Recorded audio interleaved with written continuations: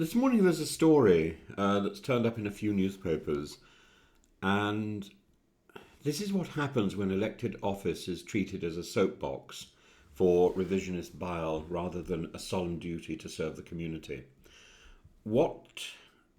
People must ask, what are we to do with a man, or when a man is entrusted with public responsibility and declares that Hitler had no issue with Jews, that anti-Semitism is a myth, that the Holocaust was, and I quote, massively over-exaggerated. This isn't historical satire. This is present-day reality in the Cornish parish of Myler. Peter Lawrence, a local parish councillor, I don't know what his political affiliation is. I suppose I can guess. He's a self-appointed defender of free speech, and he's made comments so grotesquely misinformed, so historically illiterate, that he struggles, or that one struggles, to decide whether to be more appalled by the content or by the smugness with which they were delivered. At a protest in Truro, he told counter-protesters that anti-Semitism technically doesn't exist, since, in his words, the people you don't like aren't actually Semites. This asinine play on etymology is the stock in trade of every amateur bigot with a Facebook group. He went on to say that world jury declared war on Germany and that Hitler didn't have a beef with the Jews. Apparently we're to believe the Holocaust was merely an overreaction to a series of unfortunate misunderstandings and that Mein Kampf had never in fact been written. To use a Liz Truss expression, let me be clear. Holocaust denial is not a difference of opinion, it's not alternative history, it's hate speech dressed up as iconoclasm. It's the ideological graffiti of those who cannot stomach the reality of Nazi brutality and want to rehabilitate fascism behind a veil of revisionist research. The claim that no order was ever given by Hitler to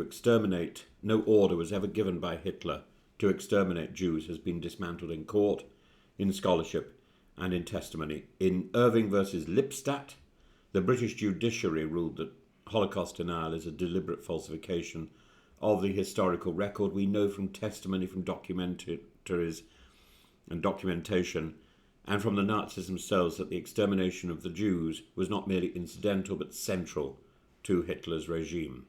And yet Mr. Lawrence, who stood as an independent candidate in Truro in 2024 and gained mercifully less than 1% of the vote, now claims that his words have been taken out of context.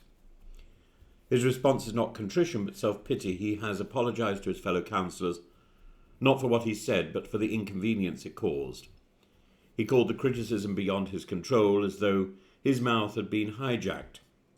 He won't resign. Why?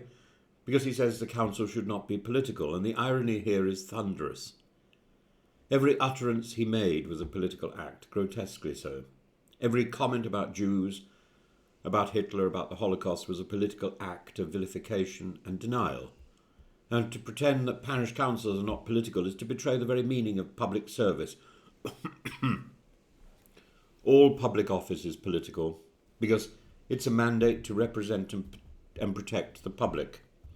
It's a mandate in whatever space you're representing to inhabit the polis, the city, to be political. It's where the word comes from. Polis is the Greek word for city. It's the Greek understanding that when you move from the country, from your rural environment where you know everybody and everybody knows you, where you live in a very small, tightly knit community, to an urban space where you live among strangers, that demands politics. Peter Lawrence's remarks are not a lone error. They reflect a growing movement of right-wing contrarians who wish to cloak bigotry in the language of freedom.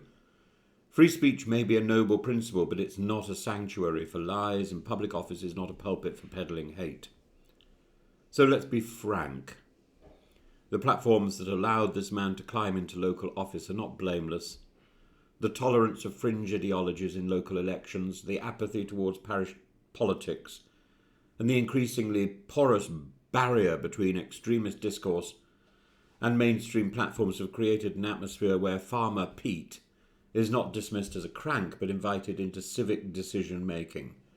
Peter Lawrence should resign not only because his comments are repugnant, but because he's forfeited the trust and the moral credibility required of any public servant. The Holocaust is not a myth. It's not up for debate. Anti-Semitism is not a philosophical curiosity.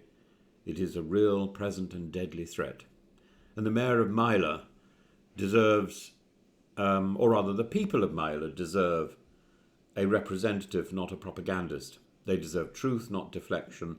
And most of all, they deserve the dignity of leadership that understands history, not as a tool of distortion, but as a duty to remember.